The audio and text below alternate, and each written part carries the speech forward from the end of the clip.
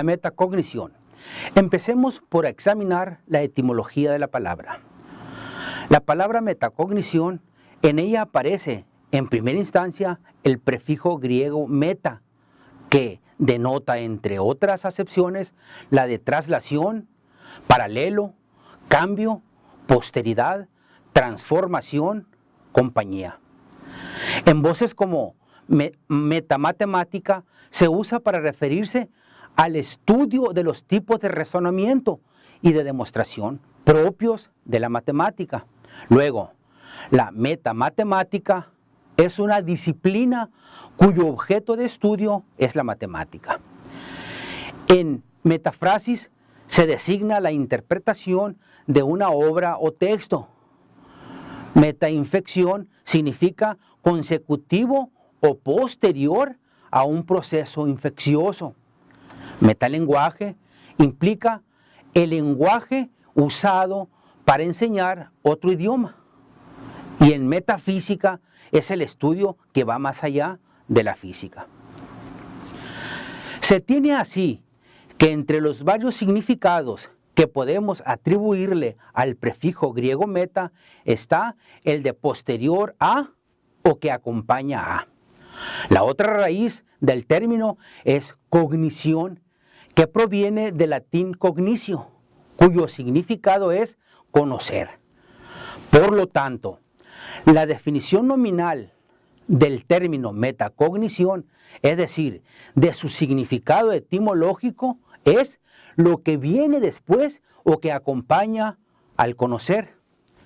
Como puede observarse, este vocablo ni es griego ni es latino, sino un neologismo producto de la ciencia psicológica contemporánea, particularmente la de orientación cognitivista, cuyo origen podría ubicarse a finales de los años 60 en los estudios que Tulving y Madigan realizaron sobre la memoria. Estos dos autores pusieron de relieve uno de los rasgos más característicos del ser humano, es su capacidad de tener memoria de su propia memoria. Es decir, cada persona está en capacidad de someter a escrutinio sus propios procesos memorísticos. De aquí la casi naturalidad con que se acuña el término de metamemoria y otros términos como metacomprensión, hasta finalmente arribar a la metacognición. Ahora bien, para proponer o adoptar una definición actual de metacognición, veamos lo que nos dicen algunos autores. La metacognición es el grado de conciencia que tenemos acerca de nuestras propias actividades mentales, es decir, de nuestro propio pensamiento y aprendizaje. Así lo afirman Anthony Vieck y Chadwick. Por otro lado, Arthur L. Costa juzga que la capacidad metacognitiva es un atributo del pensamiento humano que se vincula con la habilidad que tiene una persona para conocer lo que conoce. 2. Planificar estrategias para procesar información. Tener conciencia de sus propios pensamientos durante el acto de solución de problemas. Y para reflexionar acerca de evaluar la productividad de su propio funcionamiento intelectual. La metacognición tiene que ver con el conocimiento que una persona tiene de sus características y limitaciones de sus propios recursos cognitivos y con el control y la regulación que ella puede ejercer sobre tales recursos. Así lo aseveran Grecia y Lacasa. Una definición que podemos adoptar es la expresada por Swanson, quien dice: la metacognición es el conocimiento que cada quien tiene de sus propias actividades de pensamiento y aprendizaje, y el control que puede ejercer sobre ellas. Una vez expuesto lo anterior, podemos concluir que la metacognición alude a una serie de operaciones cognoscitivas ejercidas por un interiorizado conjunto de mecanismos que permiten recopilar, producir y evaluar información, como controlar y autorregular el funcionamiento intelectual propio. ¿Qué utilidad vemos en la metacognición?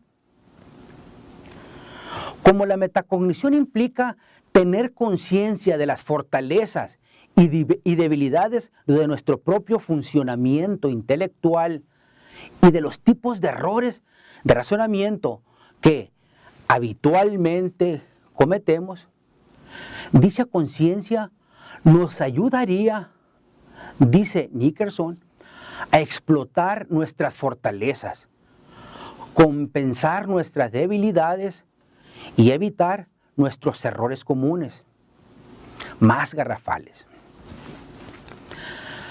De igual manera, como sostiene Baker, los déficits metacognitivos que exhibe una persona en un dominio particular de conocimiento causa dificultad en la ejecución del mismo. Entonces, es probable que al incrementar el nivel de metacognición de dicha persona, se mejore también su aprendizaje o ejecución. Esto coincide con lo que plantea Pozo, quien afirma que si una persona tiene conocimiento de sus propios procesos psicológicos, podría usarlo más eficaz y flexiblemente en la planificación de sus estrategias de aprendizaje. Es decir, las secuencias, procedimientos y actividades cognitivas que se integran con el fin de facilitar la adquisición, almacenamiento o utilización de información. Es importante distinguir entre cognición y metacognición. De acuerdo con Lang, cognición es un término general que se usa para agrupar en forma global los procesos que una persona involucra en la extracción de información del mundo exterior, la aplicación de conocimiento previo a la información recientemente percibida, la integración de ambas para construir nuevos conocimientos, el almacenaje de la información en la memoria para subsiguientemente poder recuperarla y usarla. Y finalmente, la evaluación continua de la calidad y coherencia lógica de los procesos y productos mentales de dicha persona. En resumen, la cognición se refiere a la adquisición, aplicación, construcción, almacenaje, transformación, evaluación y utilización de la información. Se tiene entonces que la cognición agrupa los procesos cognitivos, es decir, los mecanismos o protocolos internos que usa una persona para percibir, asimilar, almacenar y recuperar información, mientras que la metacognición implica el conocimiento de estos procesos y sobre todo el control que se puede ejercer sobre ellos.